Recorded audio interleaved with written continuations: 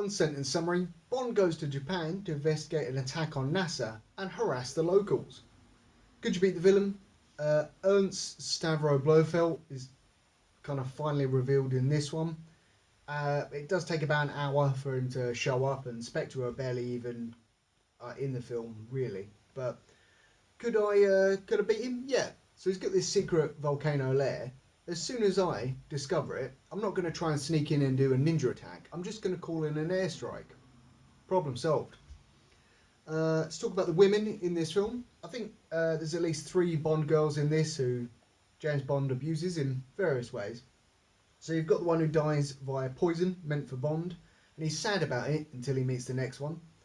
The next one is Kissy Suzuki, actual name of the character, his fake wife, who he throws a tantrum at because, like, she says, "I'm not going to have sex with you, you random man." He's like, well, bleh.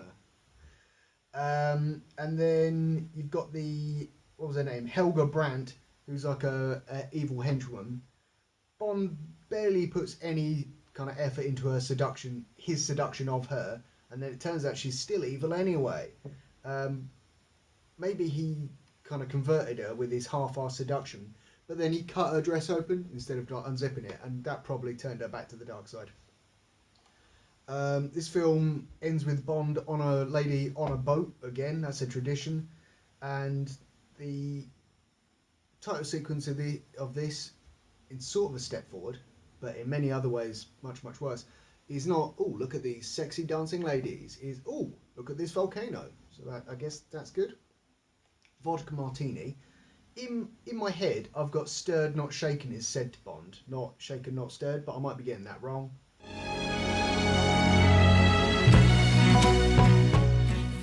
I don't think he says Bond, James Bond. Is there a car chase in this film? There is a car chase, and there's a helicopter chase, and then there's a chase between helicopters as well. So you've got something for everyone. What's the big stunt in this film? It's probably the helicopter chase. Helicopter on helicopter action in terms of spectacle. There's also like a ninja invasion of a volcano, so that's pretty good. What's the music like? The Only Live Twice theme is used less often in this, and the Bond theme is used with restraint in kind of action moments. So it's like they're getting a formula now. How would you improve this film? It's another Bond film that starts with a fake out death. I don't know why they keep doing that. And also, Bond fakes his death to get less attention, and then continues using his own goddamn name anyway. So like, what was the point? The plot of this is Bond goes to an exotic location to help out NASA, who are in trouble because Spectre's ruining their day. And that's just like in Doctor No. And I found out there's a reason for that.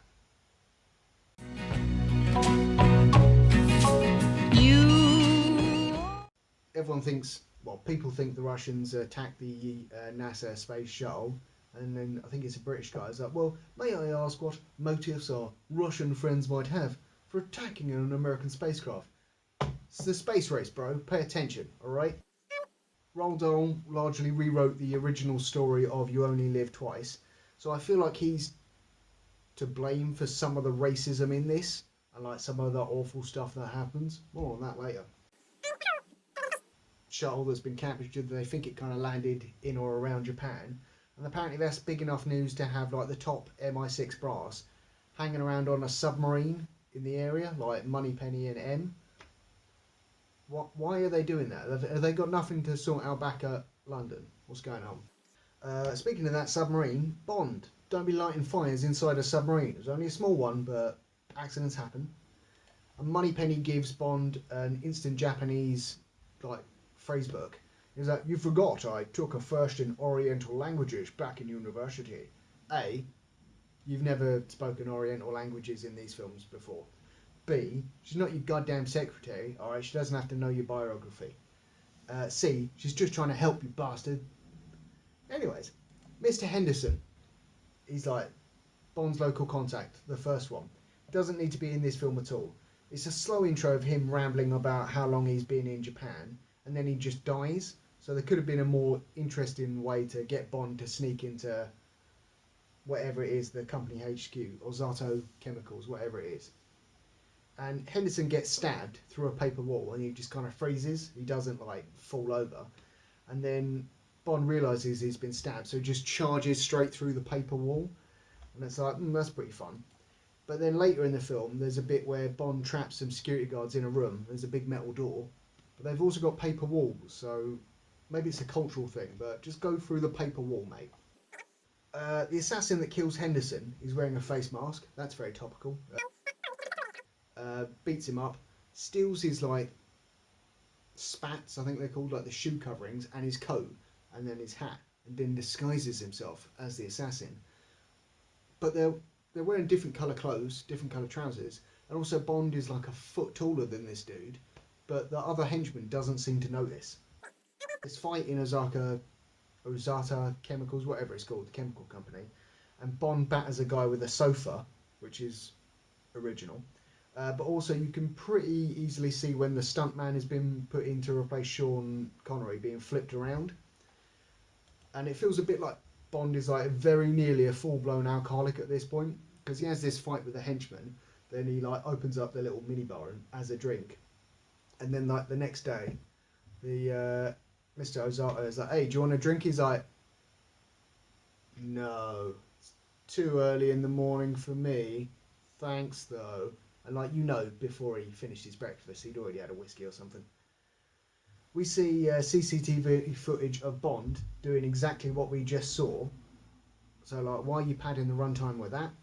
And Tiger Tanaka, he's like the equivalent of M for Japan, and he should have just been the main contact instead of Henderson. It was a waste of time. But also, Tiger spends an awful lot of taxpayer money on like underground lairs and trains and ninja schools. Calm down, fella. And Moneypenny gives Bond the code phrase "I love you" because she needs to find a better man or lady to idolise. But then Bond is at a sumo match and he says "I love you" to who he believes is his contact. And then later in the film, when he doesn't know if he trusts Tiger Tanaka yet, he's like, "How do you feel about me?" And he's like, "I love you." He's like, "Okay, cool, I believe you." But if the woman that Bond had spoken to earlier worked for Tiger, and Tiger wasn't actually who he said he was, he would already have the code phrase, so it doesn't make any sense. She's very sexyful. At this point, I realised this movie is just like terrible for its attitude towards women and like Japanese people, and it's like, why were the women and Japanese people in the film allowing this to happen? Why didn't they just say, "This is not cool"? You've got a hidden camera, why would you make it so obvious? So there's a camera hidden in a light fitting. Alright, if you disguised it somehow so it just looks like a light, that's good. But then if you start rotating the light fitting so it follows the person around the room, they're going to notice it's a hidden camera. Mr. Ozato has an X-ray desk that cannot be safe to use. Like, when you go to the dentist or whatever, they're like, "Oh yeah, don't worry, it's perfectly safe." And then they go stand behind a big old lead wall. Mr. Ozato, he was sitting at the desk. He can't be using a lead shield. And then Bond, he goes undercover as the head of some company, and when he meets Mr. Ozato's like, "Hey, what happened to your predecessor?" And Bond's are like, "Yeah, he fell into a pulverizer." Mr. Ozato's like, "A noble death, or an honourable death." And I was like, "Gee, okay, right, fair enough." You didn't go, "What? Oh my god, how did that happen?" Bond leaves the meeting. Ozato knows he's full of shit, and he's like, "Right, have this dude killed." And the henchmen do a drive-by on the driveway of the chemical company. So literally, Bond will have like got in the lift, gone down to the lobby, walked out, and then the henchmen were like waiting there to shoot him with a machine gun. That's ridiculous. At least wait till he gets onto the street outside. Christ. There's a couple of dodgy ass cuts in this film where you can like very clearly see it's edited. One of them was when one car goes round a corner, then it like jolts, and then it's another car goes round the corner. So that was rubbish. And also, how quick are the Japanese Secret Service launching helicopters that picking up a car with a big magnet is the usual reception for someone who's in a car chase? And Bond watches footage of the helicopter that just picked up the car from above that helicopter. So they have not launched one helicopter. They've launched one helicopter to pick up a car, and another helicopter to film that other helicopter picking up the car. This doesn't seem like they're doing very secret stuff for the Secret Service. Bond is at the docks, and he's attacked by some. Well, actually, he's like, "Hey, look!" I think it's like liquid oxygen rocket fuel canisters, and then a guy tries to drive a forklift into him right by him, which is dangerous. But then he's in this little fight with some of the local goons, and they bring handheld weapons to this fight, and Bond just shoots them because he don't mess around like that. But also there is a terrible like long shot from a helicopter, potentially the same one that's filming the other helicopter, of Bond running along a rooftop and doing fighting and stuff, and it just looks rubbish because like he's punching people like there, and they're going ah. Bond, or rather a stuntman, somersaults off a roof and lands on some boxes, like back first. How didn't he know those were going to be soft and absorb the impact and not just be solid and break his spine? And why was one of those local goons wearing like short shorts like Daisy Dukes? Ridiculous.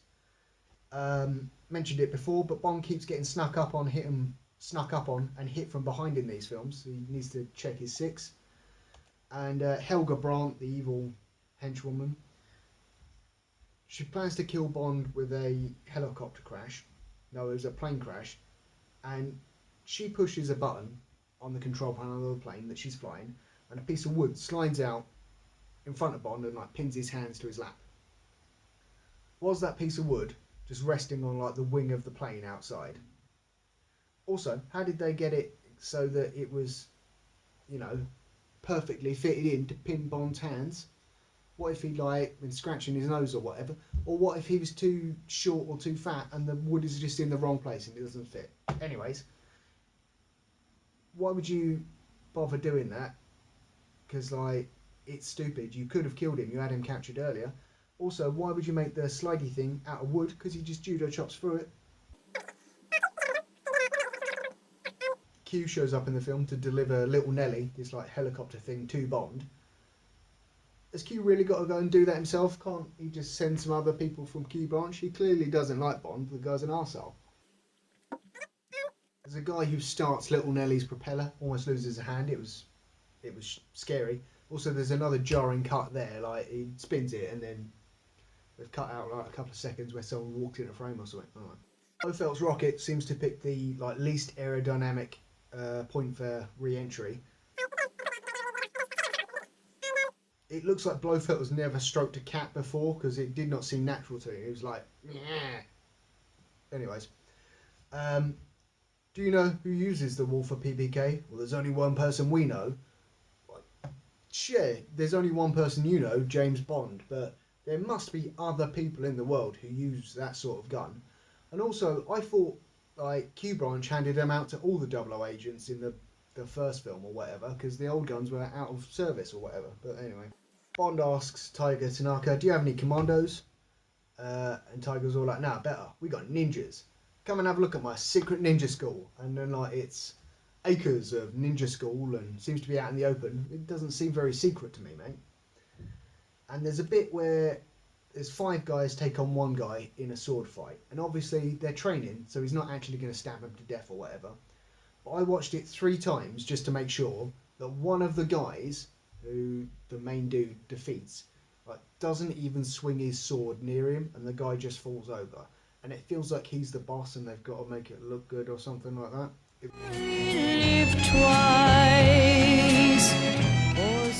Let's talk about Tiger Tanaka's brilliant plan in this film that makes no sense. So first off, 100 of his men are going to sneak into this little fishing village near where they think Blofeld's hidden base is. How the fuck are 100 people going to sneak into a tiny fishing village unnoticed? Where are they hanging out? Bond has to become Japanese. He has to train hard and fast to become a ninja, and he has to take a wife to go undercover. Why can't you just send one of the 100 people that you've got sneaking into the town to go and do this? I know it's a James Bond film, but it makes no sense. Also, like, the Japanese disguise doesn't look good. It doesn't look convincing. And there's even, like, when Bond turns up in the town, one of the extras just, like, looks at him like, the fuck is that? So, like, it's just stupid. Also, you got to take a wife to go undercover. And then he's all like, haha, don't worry, she looks like a pig, but she's loyal. And Bond's all like, well, I don't want to do this at all. It's like, Jesus, what is wrong with you people? Why were the women in the bit where they're making James Bond look Japanese wearing bikinis? And the hairy chest thing is mentioned earlier in the film when Tiger's all like, hey, sexyful ladies or whatever. They mention Bond's has got a hairy chest, but Japanese dude don't. And then they're like making Bond look Japanese with a dodgy wig and like prosthetic makeup. And I'm pretty sure you see them waxing his chest or something like that. And then at the end of the film, he's got a hairy chest again. It's just mental.